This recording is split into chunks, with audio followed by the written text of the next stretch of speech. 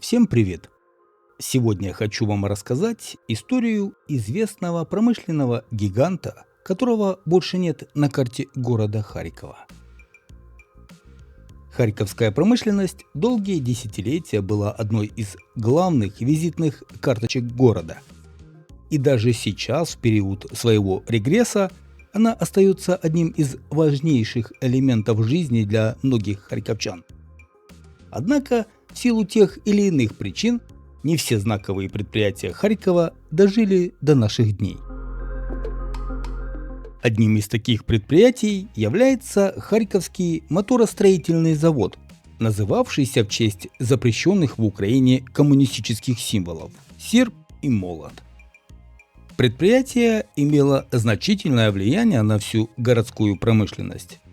Но потом его ждало банкротство и последующее снесение.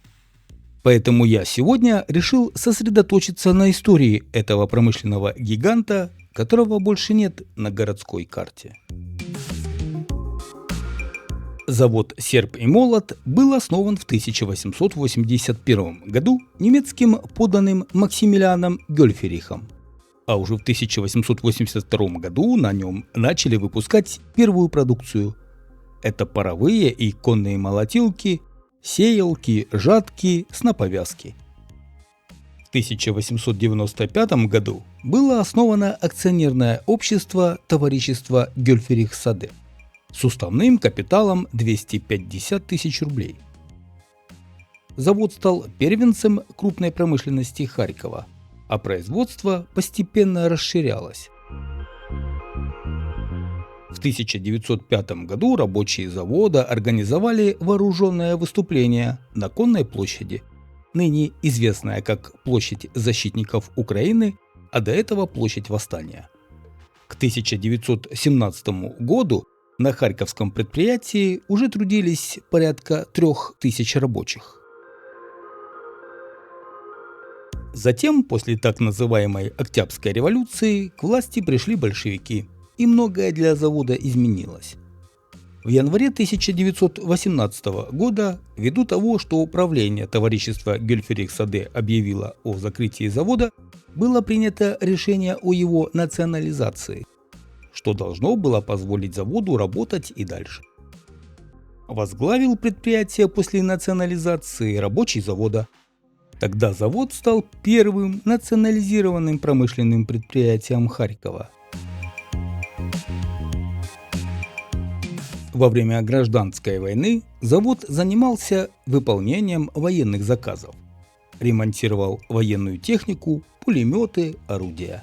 Правда, из-за дефицита электроэнергии и сырья в 1919 году работали только 3 цеха. Новую жизнь завод получил лишь после окончания гражданской войны.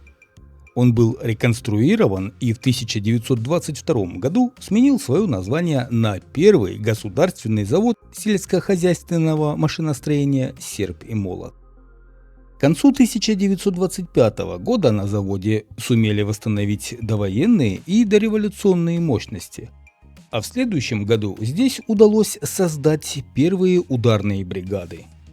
Через 2 года объем выпуска продукции на предприятии превышал на 83% уровень довоенного 1913 года. При этом почти 90% продукции завода – ручное и кухонное сельскохозяйственное оборудование.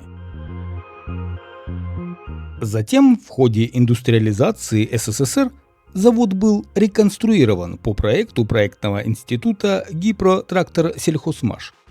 В первые пятилетки завод освоил производство тракторных молотилок. К 1935 году завод полностью перешел на их производство. Численность работников увеличилась до 8869 человек. В 1929-1940 годах заводом было освоено производство свеклокопателей и зерноочистительных машин. Вторая мировая война и последующая нацистская оккупация Харькова значительно повлияли на жизнь завода «Серп и молот». После начала войны завод стал выпускать продукцию военного назначения. По мере приближения немецких войск завод начали эвакуировать, и в итоге он обосновался в Саратове. Война и оккупация не прошли бесследно. Завод пострадал от бомбежек. Однако уже в 1944 году, после освобождения города, производство было частично восстановлено. Быстрый темп восстановления Харьковского завода был связан с тем, что на тот момент появилась острая необходимость в создании новой техники, вместо устаревших и поврежденных войной ее аналогов. 7 сентября 1949 года было принято решение насчет организации изготовления двигателей на заводе «Серп и молот» и создания здесь специализированного конструкторского бюро.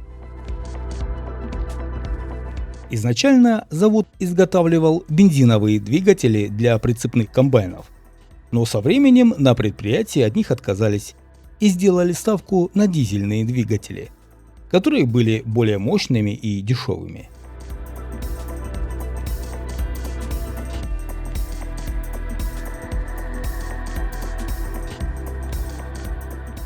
«1953 год стал важнейшим для Харьковского завода «Серп и молот». Ведь именно тогда на предприятии начались работы по созданию первого в Советском Союзе легкого дизельного двигателя для сельскохозяйственных машин. Речь идет о двигателе СМД-7, предназначенном для тракторов, комбайнов и другой техники. Само изготовление двигателя началось полноценно через 5 лет после завершения всех необходимых испытаний. Стремительный процесс развития производства двигателей повлиял на то, что в 1962 году завод «Серп и молот» создал двигатель СМД-14, технические характеристики которого на тот момент были крайне высокими. Шли годы, и на заводе значительно расширялись производственные мощности. Так, в 1967 году они включали в себя 125 потоковых и 39 автоматических линий. В этом же году на Харьковском предприятии изготовили миллионный дизельный двигатель. Постепенно расширялась и рабочая площадь завода. К 1971 году в его составе было 14 основных и 12 вспомогательных цехов. В результате на начало 1974 года предприятие выпускало ежегодно около 90 тысяч двигателей, более чем сотни модификаций различного назначения. Через год завод стал главным предприятием производственного объединения «Серп и молот». Конец 1970-х годов для Харьковского завода ознаменовался тем, что была разработана концепция шестицилиндровых дизельных двигателей СМД. В опытно-конструкторском бюро создали варианты дизельных двигателей на базе СМД-31 для тракторов ХТЗ. В итоге были сделаны исследовательские образцы и проведены испытания, но эти двигатели так и не поставили на серийное производство. На протяжении нескольких лет завод «Серп и молот» входил в число ведущих предприятий, специализировавшихся на изготовлении двигателей и запасных частей к тракторам, комбайнам и другой зерноуборочной технике. Тем не менее, в 1988 году потребовалось наращивание мощностей для производства энергоемких двигателей, которые по своим технико-экономическим показателям не уступали бы заграничным аналогам. Для организации производства новых двигателей требовалась серьезная реконструкция и техническое переоснащение всего предприятия, а также переход к новому этапу технического процесса. Начало строиться 161 тысяча квадратных метров производственных площадей и реконструироваться 120 тысяч квадратных метров с заменой устаревшего оборудования во всех цехах. Также на заводе монтировали порядка 100 новых автоматизированных линий и создавали автоматизированные цеха по изготовлению коленчатых валов. Однако с началом экономического кризиса в 1990-х годах завод попал в тяжелую ситуацию. Он был преобразован в открытое акционерное общество. В значительной степени проблемы завода были связаны с низким качеством выпускаемой продукции, оказавшейся неконкурентоспособной в условиях рыночной экономики. Уставной фонд акционерного общества составил 2 миллиона 430 тысяч гривен, из которых 64% акций предприятия принадлежало государству, 26% лизинговой компании «Украгромашинвест». В 2002 году завод произвел только 275 двигателей при производственной мощности 200 тысяч двигателей в год. Вообще, первые признаки кризиса на заводе стали очевидными еще в конце 1980-х годов. Несмотря на современное оборудование, установленное на заводе, и большой опыт производства, все чаще стали поступать нарекания на качество деталей СМД. Этот вопрос неоднократно поднимался на закрытых совещаниях партийного руководства города, но результатов это, по-видимому, не дало. В 1991 трактора- и комбайностроители начали отказываться от дизелей производства этого предприятия. Завод производил и так называемые товары народного потребления, в том числе и тренажеры «Атлет-спорт», не имевшие на то время аналогов в стране. Однако огромное предприятие не могло выжить за счет только тренажеров, копеечных кастрюль и нескольких наименований запчастей к «Жигулям». В 1992-1993 годах завод был буквально заставлен невостребованными двигателями. Вялые попытки руководства повлиять на ситуацию не привели ни к чему. К концу 90-х предприятие фактически прекратило выпуск продукции. Полностью заброшен завод примерно в 2002 году. Весной 2003 года была начата процедура банкротства завода. Осенью 2003 один из цехов завода был продан за 8 миллионов гривен для погашения задолженности по заработной плате перед работниками завода. Весной 2004 года финансово-экономическое положение завода не улучшилось, и уже через год численность работников завода составляла лишь 450 человек. Рабочие завода «Серп» и «Молот» перекрыли Московский проспект, в то время ныне Героев Харькова, и улицу Академика Павлова. Акция протеста, по словам рабочих, началась после того, как областная власть третий раз за день перенесла срок выплат долгов по зарплате. Как оказалось, предприятие доживало последние месяцы.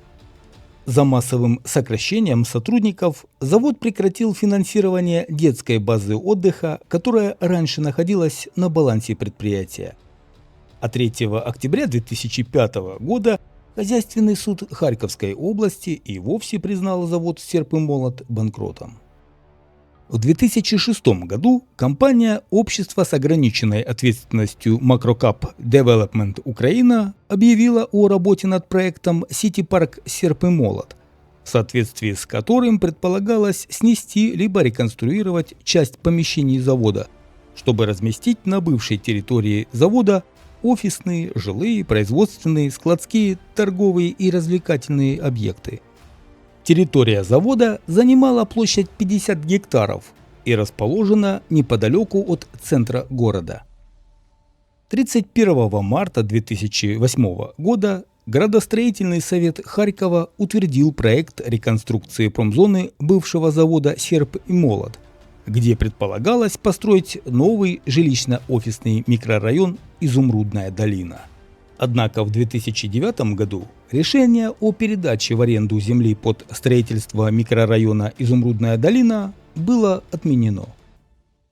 27 февраля 2013 года Кабинет министров Украины принял государственную программу активизации развития экономики на 2013-2014 годы, в соответствии с которой предусматривалось создать в Харькове новый технологический комплекс производства современных бытовых лекарственных средств на 800 тысяч новых рабочих мест.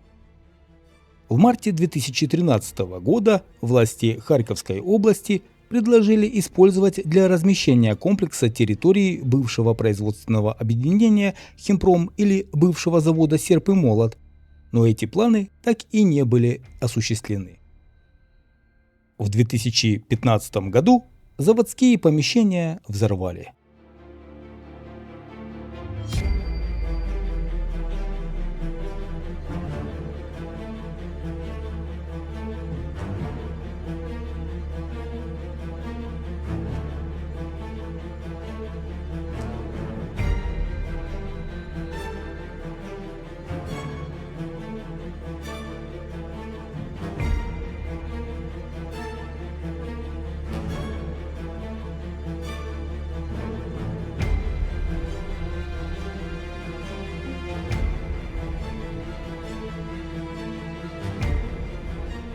Таким образом, Харьков лишился своего знаменитого промышленного гиганта и взамен получил лишь огромный пустырь на проспекте Героев Харькова в центре города.